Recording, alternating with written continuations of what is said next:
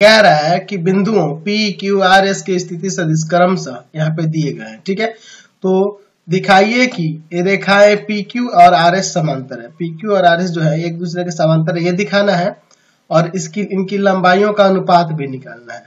ठीक है, इनके लंबाइयों का अनुपात भी हमें ज्ञात करना है। चलिए देखते हैं क्या होता है। ठीक है, तो यहाँ पे मैं क्या लिखूंगा, माना बिंदुओं P, Q, R तथा S के स्थिति सदिश किस तरह से, वेक्टर OP बराबर में I cap plus J cap plus K cap.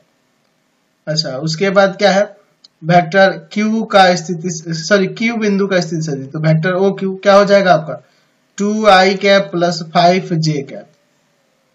OR vector OR यानी कि बिंदु R का स्थिति सदिश 3I cap plus 2J cap minus का 3K cap.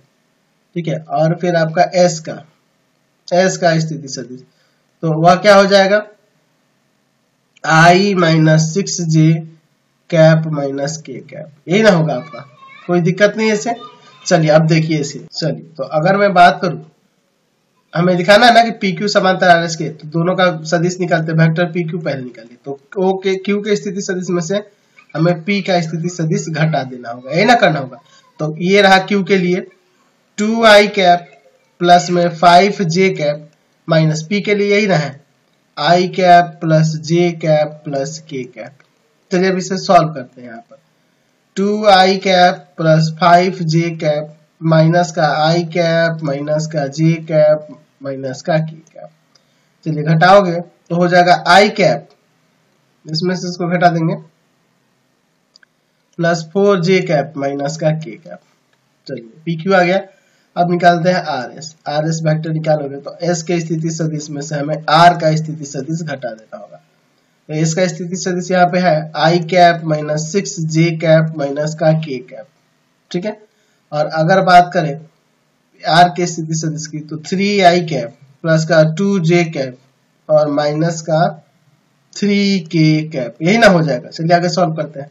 I minus 6J cap minus का K कैप माइनस का 3I कैप माइनस का 2J कैप और प्लस का 3K कैप, यही ना हो जाएगा आपका, कोई दिक्कत नहीं इसमें। तो यहाँ से क्या आ जाएगा आपका माइनस का 2I कैप माइनस का 8J कैप और प्लस का 2K कैप, यही ना होगा। यहाँ से चाहो तो आप यहाँ देख सकते हो माइनस 2 कॉमन होगा, तो यहाँ बचेगा I cap plus 4J cap minus का K कैप।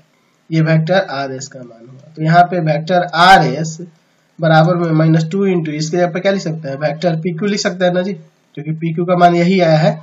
चलिए, तो इसलिए यहाँ से समांतर हो गया, इसलिए RS समांतर है PQ के, RS समांतर है PQ के, देख रहे हैं ना।